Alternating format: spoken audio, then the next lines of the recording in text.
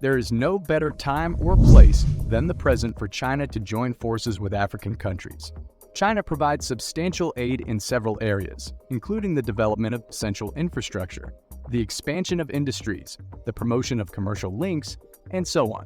As a result of the 60 years of cooperation, 55 African countries now enjoy diplomatic relations with.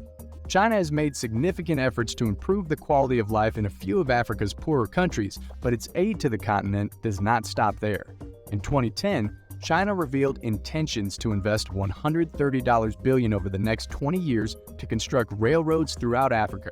This captured the attention of people all across the world at once. So, in the last decade, what exactly has China done for Africa?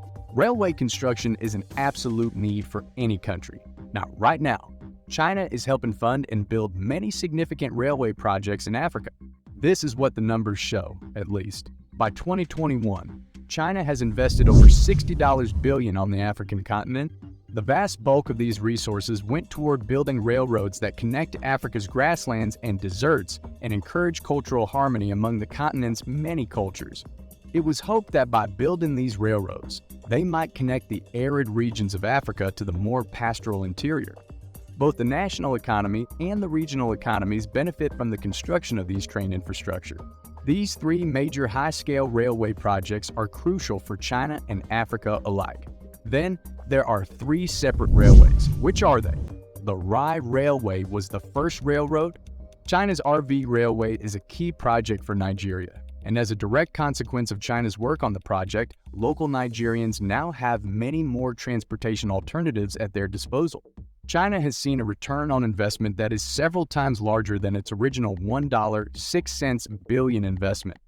Success in constructing the Rail has had a stronger beneficial influence on the local economy than would have been the case even if the railway hadn't been constructed. China's infrastructure is becoming more competitive internationally. Meanwhile, China has stepped up its development exchanges and collaboration with Nigeria. It is no secret that Nigeria is a crucial commercial partner for China. The second railway, also called the Jaggi Railway or the Yagi Railway, cost a total of $4.05 billion to build and covered a distance of around 750 kilometers. There's a freight railway that runs between Jabbok and Ethiopia. The Jaggi Railway has increased the gross domestic product of African countries by a factor of 10 in a very short period of time. Therefore, it deserves a place among China's most important railroads built to the continent. This project has taken on increased significance for promoting Chinese-African ties. The Yagi Railway is a joint project between China and Africa that aims to integrate capacity sharing in the three network. In terms of the project's significance, this is perhaps the most important part. The development of Africa's economy benefits greatly from the construction of this railway, which also benefits China's infrastructure. The two of these must simultaneously be true. More and more African countries are considering working with China to accomplish common goals. The Maize-Nairobi Railway, China's third and largest railway project, began operations in Kenya on June 1. Using this train will get you from Mombasa to Na. It's the $4 billion used Mongolian Nairobi Railway that China constructed for Kenya. More than 10,000 people rode the Mombasa-Nairobi Railway in only the first month it was open for business, setting a new record. The government claims that within a year, the Mombasa-Nairobi Railway had an average occupancy rate of 95.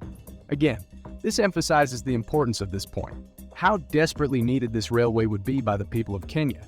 The building of the Mongolia-Nairobi Railway has had a substantial beneficial effect on the Kenyan economy and has also led to the development of many new jobs for Kenya. According to data provided by local officials, about 70,000 new employment have been made possible thanks to the Mamba-Nage Railway's development. When it comes to logistical costs, Kenya has significantly eased the burden. Kenya's industrial development and GD both accelerated when China finished building the Mamba-Nai Railway. The Maba B train that China helped construct was much appreciated by the people of both cities compared to the years preceding China's completion of the project. Their modes of transportation, level of urbanization, and pace of economic growth have all changed throughout time. China's contribution to the building of these three rail lines is hardly the only one. It has been a source of prosperity for certain African nations. More than 6,000 kilometers of roads and trains will have been built with China's help throughout Africa. If everything goes as planned by 2022, there will be more than 80 huge power plants and more than 20 large ports in operation. As of the year 2030, China plans to have spent $130 billion on constructing railways throughout Africa. China will keep helping a number of African nations with their railway infrastructure in the future. Yet, despite the rapidly expanding connection between China and Africa, a few of Western countries have been more angry because they do not allow China to play a large role in Africa. The current issue is identifying which nations they are. When it comes to Africa, what exactly are their plans? Looking at the growing ties between China and Africa, consistent tense scenarios have been experienced by the United States of America, France, and Germany, among other European nations. France is very interested in collaborating with nations in Africa. In reality, expanding French corporate ties to Africa and investing more, there's been an ongoing goal. France is eager to work with other African countries to enhance the continent's infrastructure, and this includes the railway industry. Moreover, France has historically attempted to standardize the languages spoken in African nations with the goal that one day all Africans would be able to speak in French. Although the French government's plan to work with African governments is ambitious, African countries cannot possibly be unaware of it. France will be unable to obtain any other investment prospects after having such tight relations with China. Because France cannot make substantial investments in African states over a lengthy period of time like China can, the fact that the recent pandemic of acute pneumonia is still hurting France, along with the fact that there is a big energy crisis and inflation internationally, is of course the most important aspect. Inability to fully use this valuable potential will ultimately cost France economically. France intends to expand commercial cooperation and trade with Africa. France also wants to expand its vocational education and technology support program. This action is a direct result of China's cooperation with it. Likewise, there need to be mutual advantages for the two areas. The French government has made the first tentative moves toward joining the African market and extending its commercial activity on the continent.